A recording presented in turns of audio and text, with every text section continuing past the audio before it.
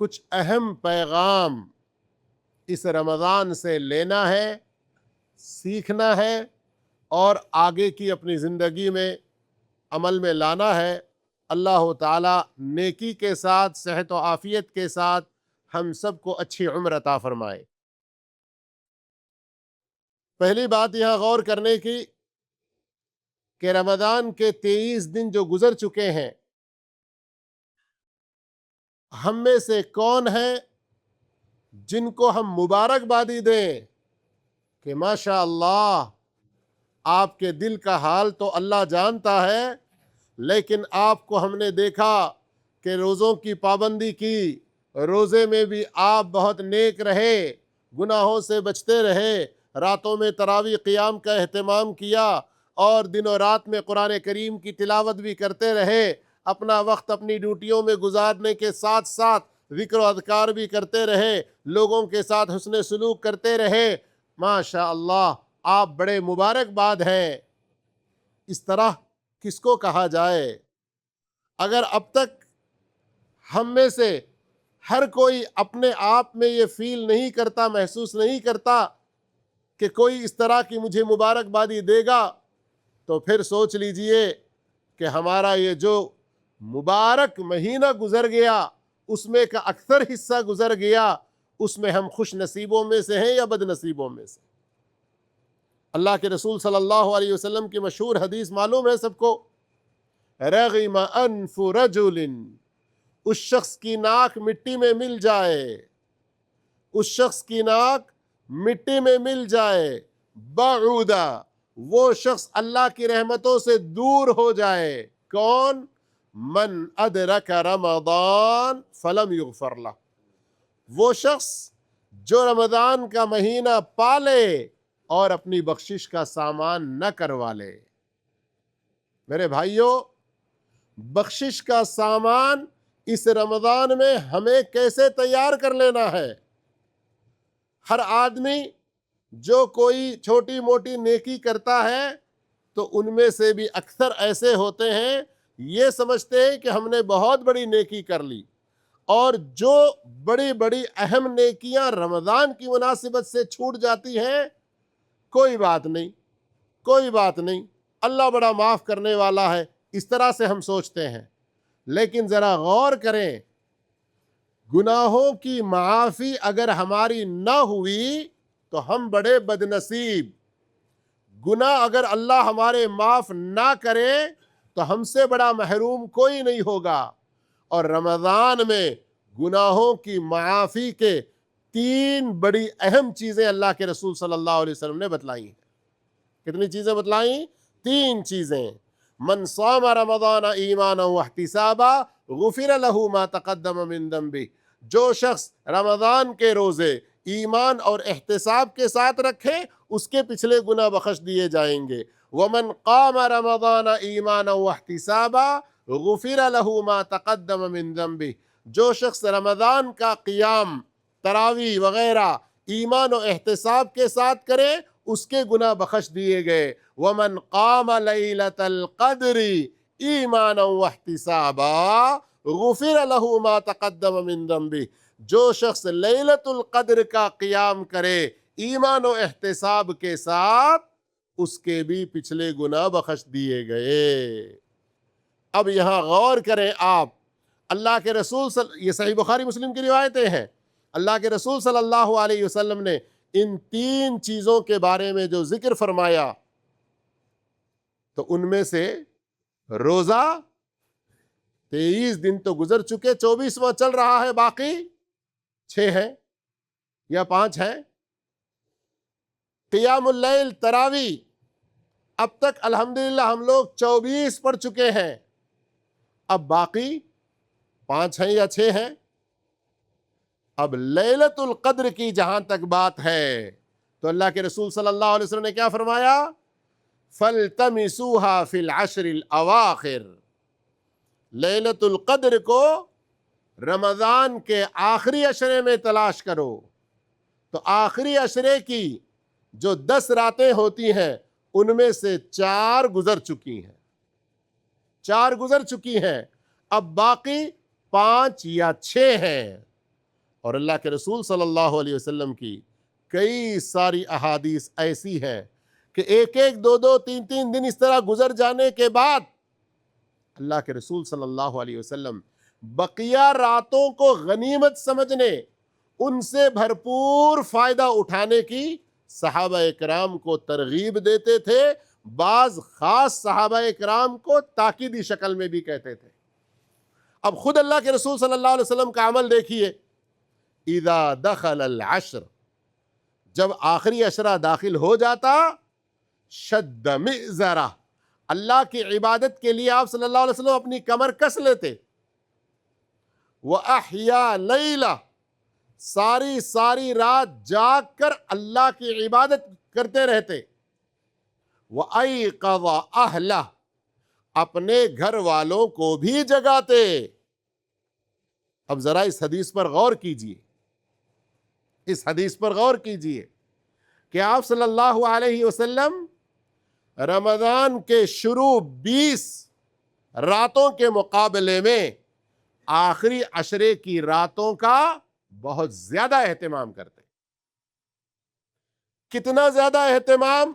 پھر غور کریں آپ، 20 راتوں کے بارے میں جو گزر گئیں شروع کے 2 عشرے، ان میں ساری رات جاگے ایسی خبر نہیں ہے، لیکن اس آخری عشرے کے بارے میں ہے کہ ساری رات اللہ کے رسول صلی اللہ علیہ وسلم جاگتے۔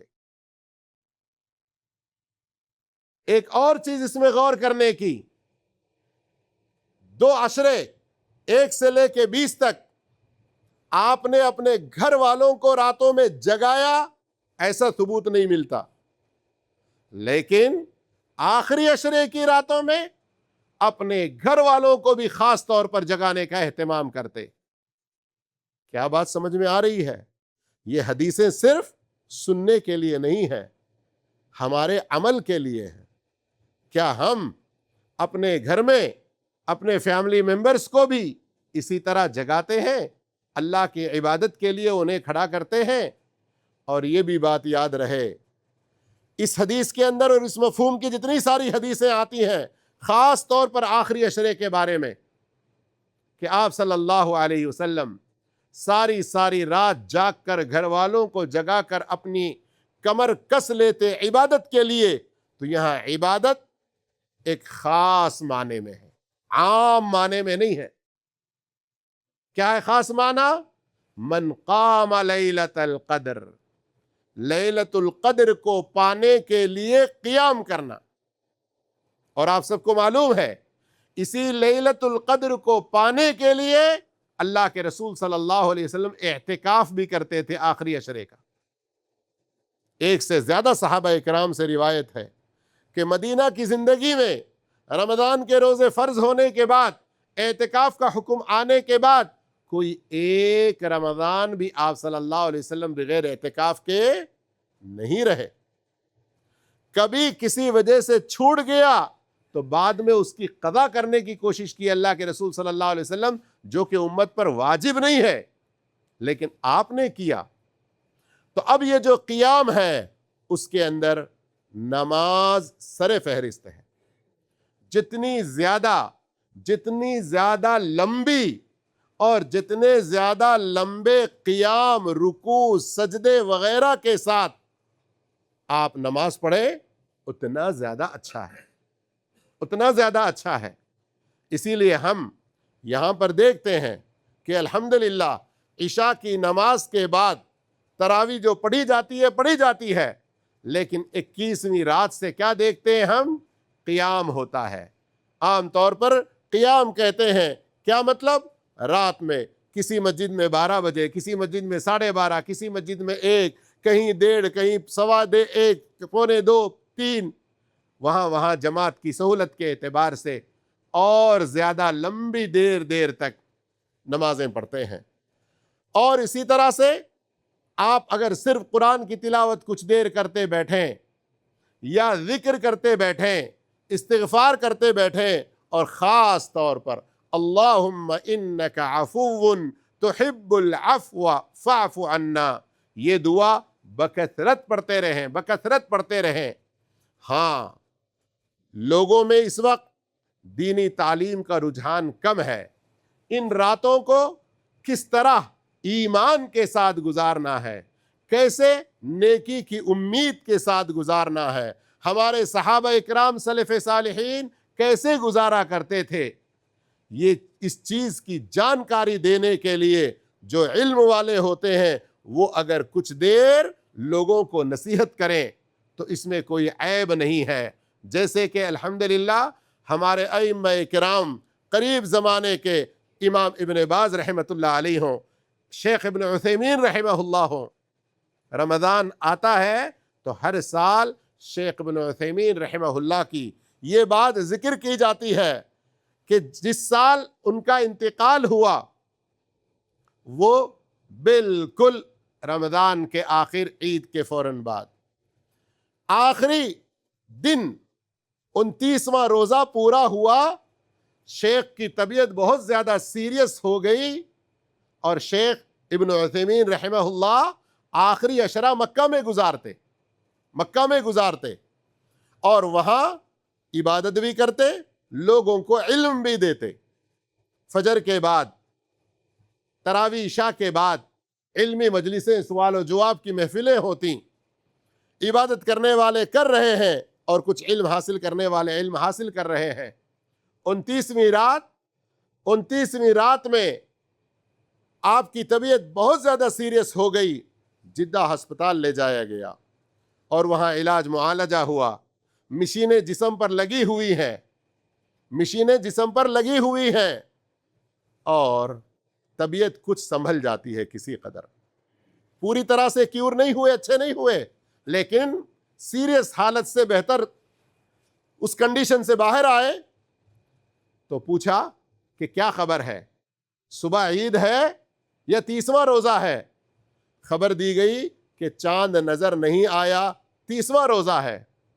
تو کہا طبیعت تو میری اب اتنی ہے بہتر کہ میں کچھ بات کر سک رہا ہوں, فوراً مجھے حرم کے لیے لے چلو تاکہ میرا اعتکاف بھی پورا ہو جائے اور وہاں میں طالب علموں کو کچھ علم بھی دے سکوں اور وہاں رہ کر عبادت کر سکوں.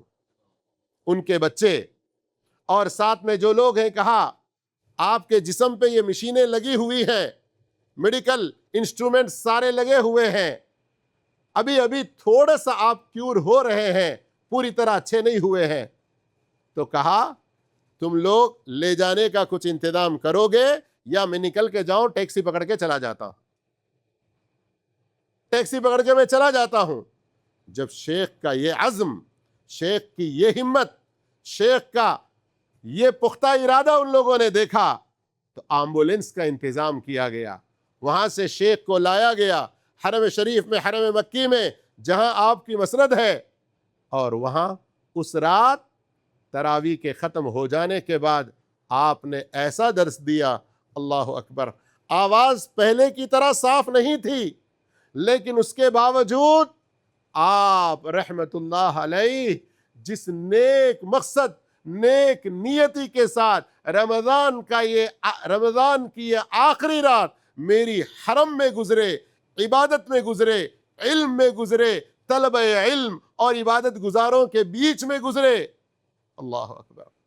اللہ رب العالمین نے ان کی اس نیت کے مطابق ان کی مدد کی, آئے اچھی طرح سے درس دیا. پھر اس کے بعد اللہ رب العالمین کو پیارے ہوئے. بتانے کا مقصد یہ ہے صحابہ کرام سلف صالحین, ارے وہ پرانے زمانے میں اس وقت اس طرح کی مشغولیتیں نہیں تھیں, اس وقت اس طرح کا بیزینس نہیں تھا, اس وقت کے لوگوں میں فراغت بڑی تھی, اس طرح کی باتیں لوگ کرتے ہیں. لیکن آج کے زمانے میں بھی ابھی کل ہی کی بات ہے کہ ایک علماء نجد, یہ 800 سالوں کے بیچ میں ان کے بارے میں کچھ پڑھ رہے تھے, لگ بھگ اسی تقریباً 15-20-25 سالوں کے عرصے میں ایسی کچھ ہستیوں کے نام آئے کہ کس طرح سے وہ رمضان گزارا کرتے تھے, کس طرح اپنا بزی لائف شیڈیول ہونے کے باوجود رمضان میں کتنی مرتبہ قرآن کی تلاوت ختم کرتے, رمضان میں کتنے وہ لوگ دروس دیتے, رمضان میں اپنی عبادتوں کے ساتھ ساتھ گھریلو مصروفیتوں کے ساتھ کیسے گزارتے، پڑھ کے بڑے دنگ رہ جاتے ہیں کہ یہ 1200-1400 سال پہلے کے واقعات نہیں، بلکہ ابھی ہمارے قریب زمانے کے واقعات۔ بتانے کا مقصد یہ ہے کہ اللہ کے رسول صلی اللہ علیہ وسلم کے بارے میں، اللہ کے رسول صلی اللہ علیہ وسلم کے بارے میں ہم جو سنتے ہیں حدیث میں، شد مئزرہ احیا لیلہ ایقظ اہلہ، کہ وہ عبادت کے لیے اپنی کمر کس لیتے، ساری رات عبادت میں گزارتے، اپنے گھر والوں کو جگاتے۔ یہ نبی تھے، وہی کر سکے کر لیے، باقی ہمارے سے ہونے کا کام نہیں۔ جیسا ہم میں سے کچھ لوگ سمجھتے ہیں ویسی بات نہیں ہے۔ کرنا چاہیں پختہ ارادے چاہیے، پختہ ارادے چاہیے، اس لیے کہ یہ عبادتیں یہی ہیں جو ہمارے لیے جسم کے لیے بھی طاقت ہے، ہماری روحانی غذا بھی یہ ہے، ہماری دنیا کی برکتوں کا ذریعہ بھی ہے، اور آخرت کی کامیابی اور نجات کا بھی ذریعہ ہے۔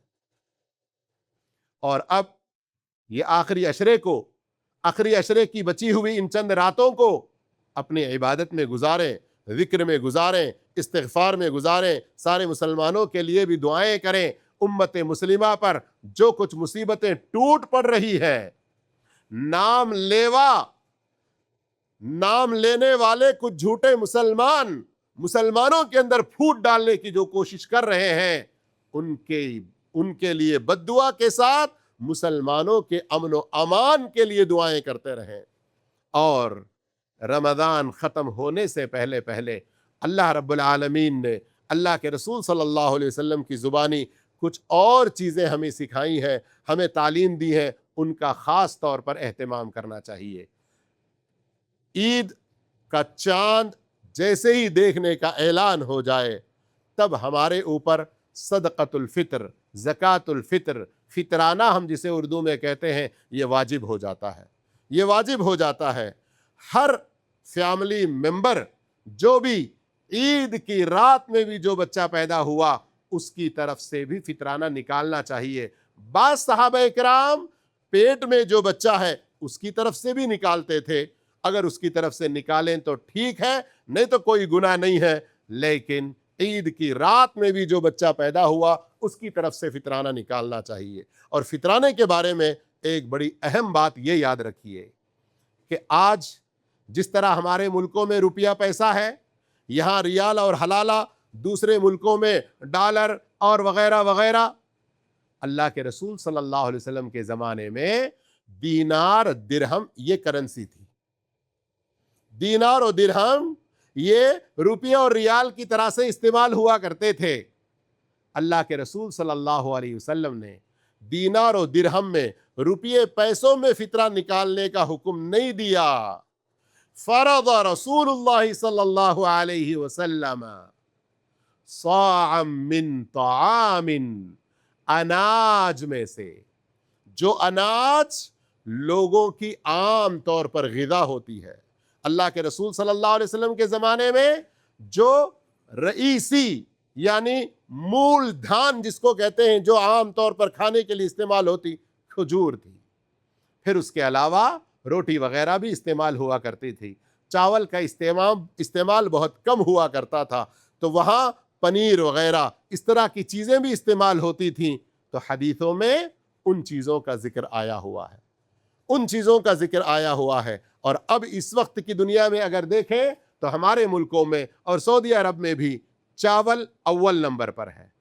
دوپہر کا مین کھانا ہو، رات کا مین کھانا ہو، دعوتوں میں عام ڈشز یہ چاول کا سب سے اہم ہوتا ہے۔ پھر اس کے بعد گیہوں اور جو وغیرہ کا نمبر آتا ہے۔ تو ہمیں اناج میں فطرانہ دینا چاہیے۔ صاع اس وقت ایک ناپنے کا آلہ ہوا کرتا تھا، ناپنے کا آلہ ہوا کرتا تھا۔ 4 مد کے ایک سا ہوتا ہے، 4 مد، ایک مد اس طرح سے بھرے ہاتھ میں پکڑ کے ڈالے تو ایک مد ہوا کرتا ہے۔ ایسے 4 مد کا ایک سا، ایک آدمی کی طرف سے ایک سا فطرانہ نکالنا چاہیے۔ اور آج کل گراموں کا حساب عام ہو گیا ہے، گراموں کا حساب عام ہو گیا ہے۔ تو ایک سا چاول 2.5 کلو سے 3.25 کلو تک ہوتا ہے۔ اس لیے احتیاطی طور پر یہاں عام طور پر آپ لوگ دیکھتے ہیں کہ رمضان عید قریب آتے آتے مختلف دکانوں میں، بقالوں میں وغیرہ سب 3 کلو کی چاول کی کیسیں ہوتی ہیں۔ تو آپ اگر یہاں مزدوری کرنے والے، محنت کرنے والے آپ سے زیادہ غریب اور مسکین کو دیکھیں تو اس کو آپ اپنی طرف سے اپنا ایک فطرانہ دے سکتے ہیں۔ آپ جس ملک کے رہنے والے ہیں وہاں آپ کے امی ابو ذمہ دار ہیں، یا آپ کی فیملی کے آپ ہی گارجین ہیں، اور وہاں آپ کے فیملی کی طرف سے جو فطرانہ نکالا جا رہا ہے ہر آدمی کی طرف سے 3.25 کلو تقریباً اگر نکالا جائے، یا کوئی 3 کلو نکالتا ہے یا کوئی 2.5 بھی نکالتا ہے تو کوئی حرج کی بات نہیں ہے۔ وہ لوگ آپ کا بھی اگر نکال دیتے ہیں تو آپ کا فطرانہ بھی ادا ہو جائے گا۔ یہاں کچھ لوگوں کو یہ کنفیوز ہوتا ہے کہ ہم تو مہینے بھر روزہ یہاں رکھے ہیں، یہاں پر جی رہے ہیں، یہاں کھا پی رہے ہیں، تو یہاں نہ ہم فطرانہ دیں گے۔ جی ہاں، اگر یہاں آپ سے زیادہ مستحق غریب و مسکین نظر آ رہا ہے تو دے دیجیے آپ کا ایک فطرانہ۔ نہیں، یہاں سے زیادہ مستحق اپنے ہمارے ملک میں ہے، آپ وہاں دے رہے ہیں تو آپ کی طرف سے ادا ہو جائے گا، وہاں آپ کے بچے جو کچھ نکالیں گے یا آپ کے ابو وغیرہ نکالیں گے۔ یہ فطرانے کے بارے میں ضروری بات تھی۔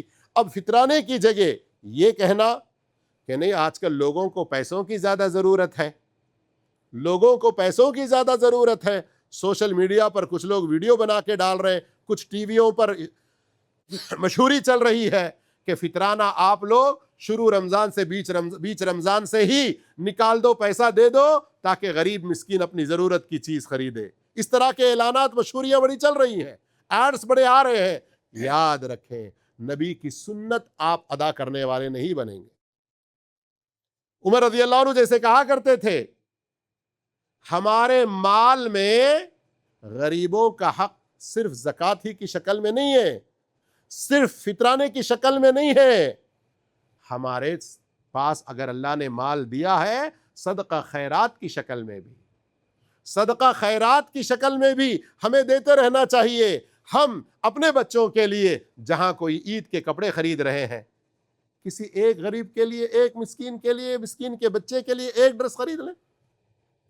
آپ اپنے گھر میں عید کے موقع پر راشن لا رہے ہیں، اتنا دودھ چاہیے، اتنا سیویاں چاہیے، اتنا شکر چاہیے، اتنا گھی چاہیے، اتنی بریانی بنانی ہے، اتنے مہمان آئیں گے، اسی میں 1.25 کلو گھی، 1 پاکٹ سیویاں کی، ½ کلو چینی الگ سے صدقہ کریں، الگ سے صدقہ کریں۔ میں تو رمضان بڑا اچھا گزارا ہوں، الحمدللہ اللہ نے مجھے بڑا نوازا ہے، بہت اچھی بات ہے، اللہ کا شکر ادا کریں، الحمدللہ بہت زیادہ کہتے رہیں۔ آپ کے گھر کے پڑوس میں جو مسکین ہے اس نے اپنے گھر کا کرایہ ادا نہیں کیا، وہ کرایہ ادا کریں، آپ کو بھی اس میں اجر و ثواب ملے گا۔ اس کے بچے ٹیوشن جا رہے ہیں یا اسکول جا رہے ہیں، اس کی فیس ادا کرنے کے لیے نہیں ہے، ان کے یونیفارم کے لیے نہیں ہے، ان کے اسکول کتابوں کے لیے نہیں ہے، تو آپ وہ دلائیں، آپ صدقہ خیرات اس طرح سے بھی اجر و ثواب پا سکتے ہیں۔ صرف زکوٰۃ یا فطرانہ اسی میں سارے کام ہو جائیں، اس طرح سے ہم سوچیں، یہ طریقہ صحیح نہیں ہے، درست نہیں ہے۔ ہم ہر کام سنت کے مطابق کرنے کی کوشش کریں، اسی میں ہمارے لیے اجر و ثواب اور خیر و بھلائی زیادہ ہوگی۔ اور جہاں تک عید کی نماز، عید کی نماز یہ ہم مسلمانوں پر سنت مؤکدہ ہے، اسے چھوڑنا نہیں چاہیے اور اس میں کسی طرح سے غفلت نہیں کرنا چاہیے، بلکہ کئی سارے علماء نے اس کو واجب و فرض قرار دیا۔ کیوں؟ عورتوں کے بارے میں جو حدیث آئی ہوئی ہے اس کے چلتے۔ کیا فرمایا اللہ کے رسول صلی اللہ علیہ وسلم نے؟ ام عطیہ رضی اللہ عنہ فرماتی ہیں امرنا رسول اللہ صلی اللہ علیہ وسلم ان نخرج الحیض وذوات الخدور۔ اللہ کے رسول صلی اللہ علیہ وسلم نے ہمیں حکم دیا کہ ہم حیض والی عورتوں کو اور پردہ نشین عورتوں کو بھی عیدگاہ لے کر جائیں۔ حیض والی عورتوں پر نماز ہی نہیں ہے، پھر عیدگاہ جانے کا کیا سوال؟ اللہ کے رسول نے اس کی بھی وضاحت فرما دی، یعتزلن عن الصلاۃ ویشہدن دعوت المسلمین۔ نماز پڑھنے کے وقت نماز کی جگہ سے وہ ذرا پرے ہو کر، الگ ہو کر بیٹھی رہیں گی، لیکن جب مسلمانوں کے لیے خیر و بھلائی کی باتیں ہو رہی ہیں، سارے مسلمانوں کے لیے خیر و بھلائی کی دعائیں ہو رہی ہیں، اس میں وہ سب کے ساتھ شریک ہوں گی۔ صحیح بخاری کی روایت ہے۔ غور کریں، حیض والی عورتوں پر، ماہواری پیریڈز میں جو عورتیں رہتی ہیں، ان کے اوپر نماز نہیں ہے، پڑھیں گے بھی تو گناہ ہوگا، اس کے باوجود ان کو عیدگاہ جانے کا حکم دیا گیا، تو پھر مردوں پر تو یہ اور زیادہ ضروری ہے۔ میں یہ بات خاص طور پر اس لیے بھی کہہ رہا ہوں، بعض لوگ ایسے ہوتے ہیں اپنی دنیا کے کاموں کے لیے بڑی مشقت اٹھائیں گے، بڑی نیند کی قربانیاں دیں گے، لیکن اللہ کی دین کی بات آتی ہے تو بڑے عذر سامنے آ جاتے ہیں، بہت سارے عذر سامنے آ جاتے ہیں۔ بعض وہ لوگ جن کی ڈیوٹیاں عید کی رات میں، صبح عید ہے تو آج کی رات میں لمبی ڈیوٹیاں ہوتی ہیں، مشقت والی ڈیوٹیاں ہوتی ہیں۔ کچھ لوگ فجر کی نماز کے وقت بھی دکانوں میں ہوتے ہیں، فجر کے بعد بھی دکان کھولتے ہیں۔ اب رات ساری میں تو بیٹھ بھی نہیں سکا، اب میں کیسے جا کر نماز پڑھوں؟ آتے ہیں دھڑام سے سو جاتے ہیں، ظہر گئی عصر گئی، پتہ نہیں پھر کب اٹھنے کی توفیق ہوتی۔ نہ میرے بھائیوں، عید ہم مسلمانوں کا ایک شعار ہے، اس لیے اس کا اہتمام کریں۔ سورہ حج میں اللہ نے کیا فرمایا؟ وَمَن يُعَظِّمْ شَعَائِرَ اللَّهِ فَإِنَّهَا مِن تَقْوَى الْقُلُوبِ۔ اللہ کے شعائر کی عظمت، ان کی تعظیم، ان کا احترام، ان کی قدر کرنا، اس کا جو حق ہے وہ صحیح طریقے سے عملی طور پر ادا کرنا، یہ حقیقت میں دلوں کے تقوی کی بات ہے۔ اور آخری بات، اللہ نے کیا فرمایا سورۃ البقرہ میں؟ وَلِتُكْمِلُوا الْعِدَّةَ وَلِتُكَبِّرُوا اللَّهَ عَلَى مَا هَدَاكُمْ۔ جب رمضان کی گنتی کے یہ دن پورے ہو جائیں، اللہ کی بڑائی بہت زیادہ بیان کرو۔ جیسے ہی چاند کا اعلان ہو جائے، ہماری زبانوں پر اللہ اکبر، اللہ اکبر، لا الہ الا اللہ، اللہ اکبر وللہ الحمد کے نعرے بلند ہونا چاہیے۔ اللہ کا شکر ادا کرنا چاہیے کہ اللہ نے توفیق دی اور ہم یہ رمضان اللہ کی مرضی کے مطابق گزار سکے، اور جو کچھ ہم سے کوتاہیاں ہوئیں اس کے بارے میں استغفار بھی کرتے رہیں، اور جیسے ہی رمضان ختم ہو جائے تو جو لوگ رمضان کے پورے روزے رکھے ہیں بڑے خوش نصیب ہیں، تو عید کے بعد جو عید کے دن سے مہینہ شروع ہو رہا ہے وہ شوال کا مہینہ ہے، تو اس پورے شوال کے مہینے کے پہلے دن، عید کے دن کو چھوڑ کر بقیہ 28 یا 29 دنوں میں 6 روزے شوال کے بھی رکھنے کی ضرور کوشش کریں۔ جو آدمی رمضان کے روزے پورے رکھے پھر شوال کے روزے 6 رکھے، اس کو سال بھر روزہ رکھنے کا اجر و ثواب ملے گا۔ من صام رمضان ثم اتبعه 6 من شوال کان کصیام الدہر۔ یہ اتنے بڑے اجر و ثواب کی بات، اس کو ہرگز نہ بھولیں۔ اللہ تعالی ہم سب کے رمضان کو قبول فرمائے۔ بقیہ کچھ دن اور راتیں جو ہیں ان میں اللہ تعالیٰ اس کی پسند کے مطابق اور زیادہ نیکیاں کرتے رہنے کی توفیق عطا فرمائے۔ رمضان کا اختتام جس حمد، شکر، تکبیر کے ساتھ کرنا چاہیے اور استغفار کے ساتھ کرنا چاہیے، ویسا کرنے کی اللہ ہم سب کو توفیق عطا فرمائے۔ رمضان کا یہ مبارک مہینہ صرف روزہ اور تراویح کا ہی نہیں، یہ روزہ ہمیں غریبوں کے حقوق یاد دلاتا ہے، ان کی زندگیوں کا سبق دلاتا ہے، تو ہمیں اللہ تعالی ہر ایک کے ساتھ اچھے طریقے کے برتاؤ سے زندگی گزارنے کی توفیق عطا فرمائے۔ اقول قولی ھذا واستغفر اللہ لی ولکم فاستغفروہ انہ ھو الغفور الرحیم۔ الحمد للہ وحدہ والصلاة والسلام علی من لا نبی بعدہ، اما بعد۔ محترم معزز ساتھیو، جیسے دوران خطبہ بھی بتلایا گیا کہ اس وقت جنگ جیسی کیفیتیں اور خبریں جو کچھ بھی سن رہے ہیں، اس میں ہم مسلمانوں پر کچھ چیزیں ضروری اور واجبی طور پر ہم کو کرنے ہوتے ہیں۔ پہلی بات، اللہ سے دعا کرنا کہ یا اللہ مسلمانوں پر جنگ مسلط نہ کر، جو ظالم لوگ کر رہے ہیں ان کو ان کے انجام تک پہنچا دے اور مسلمانوں کو اس سے نجات کے ساتھ باہر کر دے. جیسے عموماً دعا کرتے ہیں تراویح وغیرہ میں قنوت میں سنتے ہوں گے, اللہم اہلک الظالمین بالظالمین واخرج المسلمین من بینہم سالمین غانمین. یہ دعا اور اس طرح کے مفہوم کی دعائیں ہم کرتے رہے. دوسری بات, ادھر خاص طور پر مملکہ میں بلاد الحرمین میں جہاں ہم لوگ ہیں, خبریں بڑی اڑی ہوئی آتی ہیں دوسری جگہوں سے, وہ وہاں بم گرا, یہاں پر یہ جلا, یہاں پر وہ نقصان ہوا, یہاں پر وہ مرا. ہر خبر کو سچ نہ مانیں, جو خبر آپ کے پاس پہنچے آگے شیئر نہ کریں. حکومت کی طرف سے بھی منع کیا گیا ہے کہ اس طرح کی کہیں کوئی چیز نظر آئے تو تصویریں نہ بنائیں, اور اس میں شائعات, افواہیں بڑی پھیلائی جاتی ہیں دشمنوں کی طرف سے, اس لیے کہ جو کچھ چھوٹی موٹی کچھ خامیاں غلطیاں دیکھ رہے ہیں, لیکن اس ملک میں ہمارے نبی کی پیدائش کی جگہ اور وفات کی جگہ بھی ہے. تو اس ناحیے سے بھی ہمیں محبت, مکہ مدینہ بلاد الحرمین ہونے کی ناحیے سے ہماری یہ جو محبت ہے دینی اور فطری محبت ہے. مسجد حرام مکہ المکرمہ کے ساتھ, مسجد نبوی کے ساتھ ہماری جو محبت ہے وہ ہمارے دین کا حصہ, ہمارے دین کا حصہ ہے. تو جیسے ابراہیم علیہ السلام نے دعا کی رب اجعل هذا البلد آمنا, ویسے ہی ہمیں بھی دعا کرتے رہنا چاہیے اپنے زبان میں, یا اللہ اس ملک کو اور مسلمانوں کے سارے ملکوں کو امن و سلامتی والا بنا دے کر کے. تیسری بات بہت اہم اور بہت ضروری یہ ہے کہ ہم اپنے گھر والوں سے جب بھی بات کریں, اپنے ملک والوں سے جب بھی بات کریں, وہاں چونکہ خبریں اور زیادہ بری طریقے سے غلط پھیلی ہوتی ہیں, وہاں پر اس طرح کی پابندیاں نہیں ہیں. جمہوریت کے نام پر ایسی کھلی آزادی ہے جو چاہے بکے. تو وہ لوگ پریشان ہو کر پوچھتے رہتے ہیں, ان کو اطمینان دلائیں.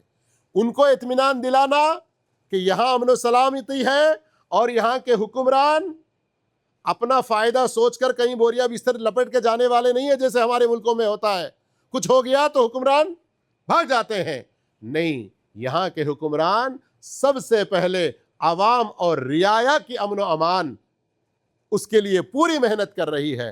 اس لیے تراویوں میں ہم دیکھتے ہیں کہ حکمرانوں کے ساتھ ساتھ جو بھی حدود پر ہیں, جو بھی لڑائی میں شریک ہیں, جو جہاں رہ کر جس جگہ سے وہ اپنا مقابلہ کر رہا ہے, ان کے لیے بھی دعائیں کی جاتی ہیں. تو ہم اپنے گھر والوں کو اطمینان دلائیں کہ وہاں جو کچھ تم خبریں دیکھ رہے ہو ان 100 خبروں میں سے شاید ایک بھی صحیح نہ ہو. آپ بالکل اطمینان رکھیں, ہم یہاں سلامت سے ہیں. یہی کافی ہے کہ ہم یہاں سلامت سے ہیں, آپ لوگ بھی اطمینان سے رہیں. میرے بھائیوں, یہ چیزیں جنگ کے ماحول میں ضروری ہیں. اللہ نے ہمیں اس کا حکم دیا. فَإِذَا جَاءَهُمْ أَمْرٌ مِّنَ الْأَمْنِ أَوِ الْخَوْفِ, منافقوں کا, ظالموں کا, دوسرے لوگوں کا طریقہ ہوتا ہے کہ اذاعوا بہ, بس چیل اڑی تو بھینس اڑی, اس طرح کی خبریں وہ لوگ پھیلانے لگتے ہیں.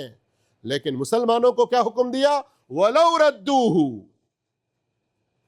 اگر وہ لوگ ایسے معاملات ذمہ داروں کے حوالے کرتے, جو ماہر تجربے کار علماء ہیں ان کی طرف یا حکام ہیں ان کی طرف, تو اصل کرنے کا کام ان کو یہ ہے. تو ہم عوام اپنی جگہ بڑے نیوز رپورٹر بن کر ساری جگہ خبریں پھیلانا شروع نہ کر دیں اور آپ کو پتہ ہی نہیں ہے. جیسے ابھی آخری میں ایک مرتبہ ایک خبر جو آئی تھی ایک جگہ پر, حقیقت میں اس کی جو تصویر اور ویڈیو ہے وہ آج سے 10 سال پہلے کی وہ ویڈیو ہے. تو دشمنوں کی سازشیں بڑی خطرناک ہوتی ہیں, ہمیں چوکنا رہنا. اللہ تعالیٰ اس ملک کی, سارے مسلمانوں کی, سارے دنیا میں اللہ تعالیٰ امن و امان کو قائم کرے. اور جو بھی ظالم لوگ کسی بھی طرح سے مسلمانوں پر ظلم کرنا چاہتے ہیں اللہ ان سے انتقام لے, اور جو مسلمانوں کے خلاف سازشیں کرتے ہیں اللہ ان کی سازشوں کو ان کی ناکامی اور ان کی بربادی کا سبب بنا دے. اللهم اعز الاسلام والمسلمين واذل الشرك والمشركين ودمر اعداء الدين. اللهم انصر عبادك الموحدين، اللهم انصر عبادك الموحدين، اللهم انصر عبادك الموحدين. عباد الله رحمكم الله، إن الله يأمر بالعدل والإحسان وإيتاء ذي القربى وينهى عن الفحشاء والمنكر والبغي يعظكم لعلكم تذكرون. اذكروا الله يذكركم وادعوه يستجب لكم ولذكر الله أكبر والله يعلم ما تصنعون.